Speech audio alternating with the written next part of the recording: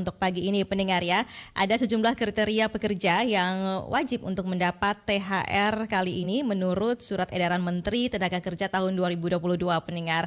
Siapa sajakah mereka dan apa saja kriteria-kriterianya pendengar, kita akan mengetahui selengkapnya bersama dengan Kepala Dinas Nakertrans Provinsi Nusa Tenggara Timur, Ibu Sylvia Pekujawang. Pro 1, Kanal Inspirasi. Lintas ND Pagi. Pro 1 RRI ND. Ibu Sylvia, selamat pagi.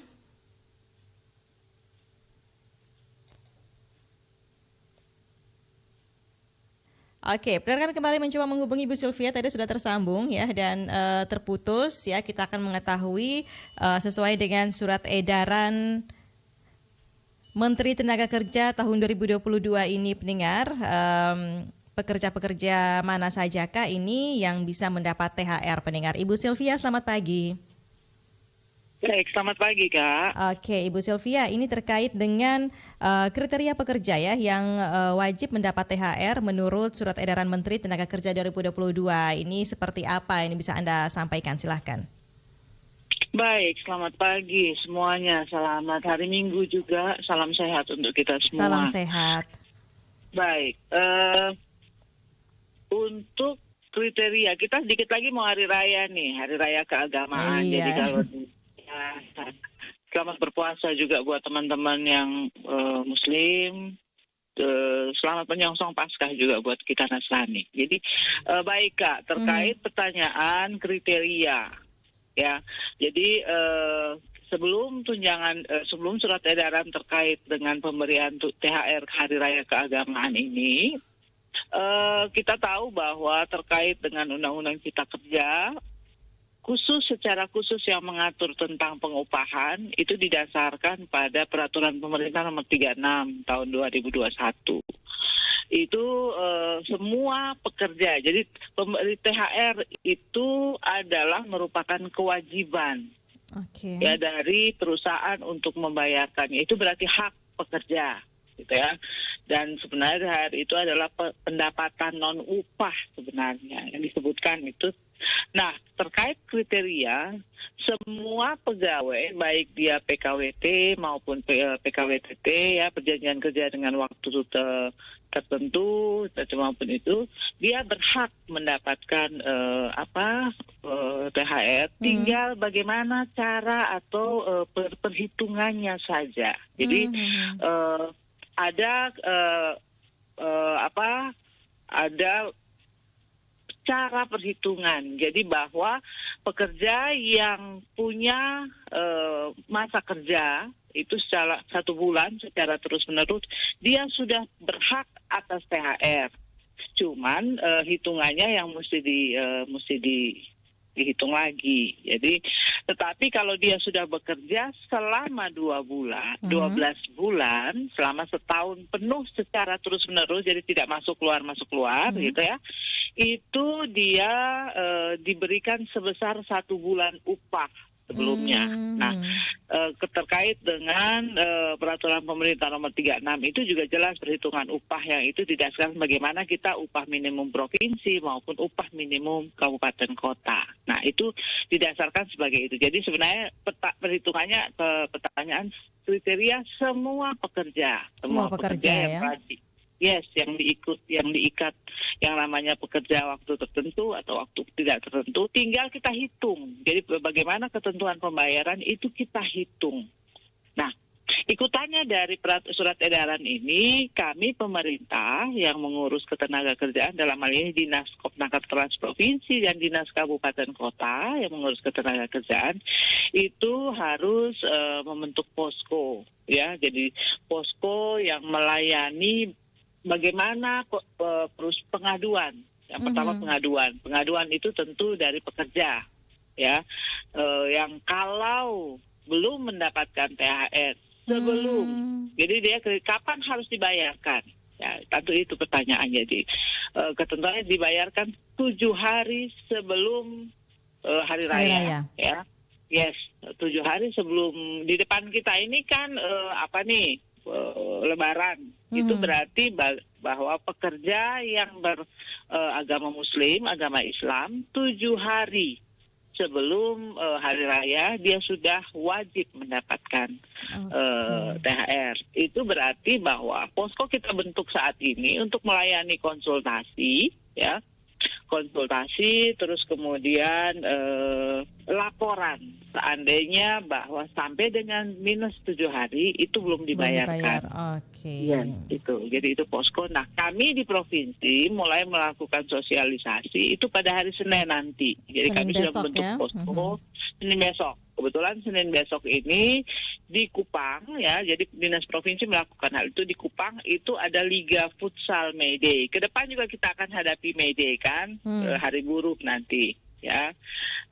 Jadi Hari Buruh itu, ya, kita bersyukur aja di NTT tidak begitu terlihat, tidak betul begitu terasa. Tetapi di kota-kota besar biasanya Hari Buruh itu dipergunakan untuk demo dan sebagainya, ya, biasanya terkait apapun. Nah, masih dalam semangat untuk mengantisipasi, melawan untuk pandemi ini, kita membuat bentuk yang lebih menjalin kebersamaan, keakraban. Makanya yang dilakukan adalah untuk membentuk, untuk merayakan dengan cara Liga Futsal, ya, WD antar pekerja buruh sekota Kupang. Memang kalau provinsi kami memang cakupannya masih kota Kupang. Nah, nanti di Liga Futsal itu sekaligus ada pelayanan posko dan kepada masyarakat pekerja buruh disampaikan bahwa pada dinas Kopnaker Trans Provinsi sejak tanggal 11 itu, hari Senin besok akan ada posko. Pelayanan posko, ya. Seperti Poskonya itu, nanti ya. di kantor, ya? Di kantor. Okay. Ya, di posko itu di kantor, sehingga kalau dan ada nomor-nomor kontak yang bisa dihubungi, sehingga kalau pekerja ingin mengadukan ataupun misalnya ingin mengetahui berapa sih besaran THR dia, nah itu kami bisa melakukan konsultasi.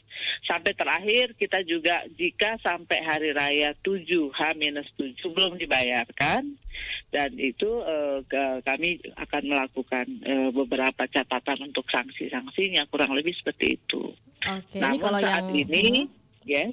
Ya, bagaimana Ibu Sylvia? Lanjut dulu, Bu Sylvia. Namun saat ini, ya, kami juga sudah melakukan pengawasan ke beberapa perusahaan, ya, beberapa perusahaan di Kota Kupang, ya, yang sekiranya, ya, perusahaan-perusahaan besar lah kira-kira, ya, beberapa hotel, ya, untuk menyampaikan bahwa ingat ini surat edarannya seperti ini, mohon untuk melakukan ketentuannya karena dirasakan pandemi sudah mulai pulih. Jadi iklim berusaha juga sudah kondusif, sehingga mari perusahaan sama-sama kita melakukan apa yang menjadi kewajiban kita, kewajiban kita dan hak pekerja. Mungkin kurang lebih seperti itu, Kak. Oke, lalu Bu Sylvie, ini kalau tadi sudah dikatakan ada posko juga, ya, untuk pengaduan dan lain-lain, dan sampai saat ini juga dari dinas sendiri sudah melakukan informasi, ya, pemberitahuan kepada beberapa perusahaan di Kupang. Nah, koordinasi sampai ke tingkat daerah seperti apa, Bu Sylvie? Jadi surat edaran yang dikeluarkan itu, ya, surat edaran yang khusus mengatur tentang pengupahan 2022 itu dikeluarkan oleh Ibu Menteri Tenaga Kerja kepada Gubernur seprovinsi NTT. Kami menjabarkannya dengan bersurat ke Bupati dan Wali Kota juga untuk melakukan hal yang sama. Salah satu adalah dengan membentuk posko. Ya, membentuk posko di setiap daerah oleh dinas yang menangani ketenaga kerjaan di kabupaten kota. Nah, di setiap daerah, ya, itu ada namanya Dewan Pengupahan. Nah, posko ini juga akan diisi oleh Dewan Pengupahan. Di ND saya yakin ada Dewan Pengupahan yang dibentuk oleh Bupati. Dewan Pengupahan itu yang bertugas selain setiap tahun dia menghitung berapa besar besar UMP, UMK, tugasnya dia adalah juga mengawasi terkait hal ini. Jadi posko itu akan terdiri dari Dewan Pengupahan. Dewan Pengupahan itu antara lain pemerintah, ya. Pemerintah itu antara lain kami, Serikat Pekerja, Serikat Buruh, dan Asosiasi Perusahaan APindo. Oke. Nah, jadi ada LKS tripartit namanya yang bertugas sebagai Dewan Pengupahan yang antara lain untuk menghitung dan juga sekarang mengawasi. Mengawasi. Jadi setiap tugasnya LKS tripartit itu di dalam Dewan Pengupahan selain untuk THR Hari Keagamaan, ya, itu dia juga mengawasi setiap perusahaan di daerahnya masing-masing, ya, apakah membayari upah itu sesuai UMP UMK yang telah ditetapkan atau tidak. Itu tugas kami, gitu ya. Jadi bukan hanya THR hari ini hanya karena mau hari raya, ya, dan juga sejalan itu dirasakan oleh pemerintah pusat bahwa iklim berusaha itu sudah baik, ya, pandemi ini sudah mulai turun, ya. Itu berarti bahwa perusahaan wajib membayar THR keagamaan sesuai agamanya, gitu. Jadi contoh kami yang Nasrani nih, seandainya saya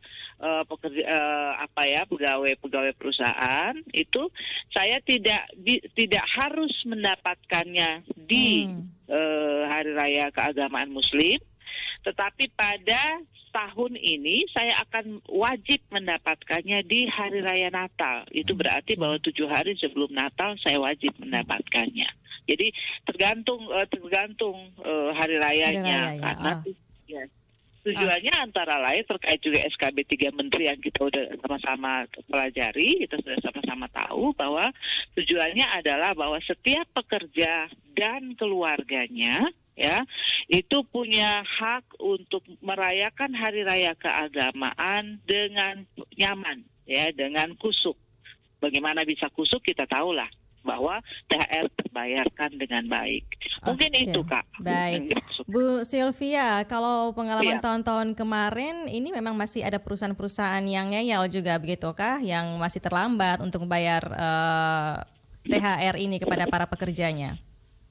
Kalau tahun lalu berbeda, Kak. Tahun lalu dan kita dari sejak 2020, 2021 itu agak beda karena itu pandeminya masih cukup keras, melonjak, ya. Masih keras, sehingga itu pemerintah pusat edarannya agak melunak.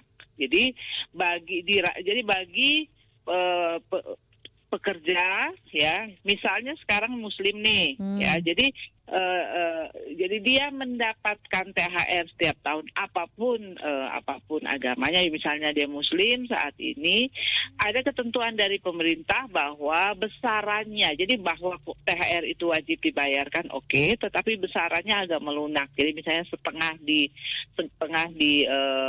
Lebaran, setengahnya di akhir tahun. Dalam artian bahwa setahun itu harus ada besarannya seperti hitungan yang tadi itu. Jumlahnya tetap jadi sama, hitungannya sama, tapi cara pembayarannya yang pembayaran, mekanisme pembayarannya yang agak melunak, gitu ya. Tetapi itu nanti tergantung dari laporan perusahaan. Pemerintah dalam hal ini LKS tripartit, ya, harus melihat lagi neraca. Jadi kami punya kewenangan untuk melihat neraca perusahaan, apakah betul dia merugi atau dia stagnan saja, karena pemerintah juga punya kewajiban untuk menjaminkan iklim berusaha dan investasi di satu daerah. Jangan sampai ketika membayarkan THR lalu dia tidak punya modal untuk melanjutkan usaha. Itu juga bermasalah. Itu juga dipikirkan, ya. Yes, itu juga tugas pemerintah karena akan ada kaitannya dengan ya kalau iklim berusaha tidak jalan, kita tahu lah akan banyak lagi PHK itu persoalan lagi. Jadi kalau tahun kemarin itu pemerintah agak melunak. Tapi tahun ini dengan dikeluarkan surat edaran Ibu Menteri ini kepada para gubernur seluruh Indonesia, itu keluarnya 6 April kemarin tuh, gitu. Maka itu keluar karena dirasakan bahwa iklim investasi dan berusaha dari setiap perusahaan membaik. Sehingga perlu juga memperhatikan kesejahteraan karyawan, buruh, pekerja, kurang lebih seperti itu, Kak. Oke, baik. Kalau tadi juga disinggung menyiapkan sanksinya apa saja ini, Bu Sylvie? Oke. Jadi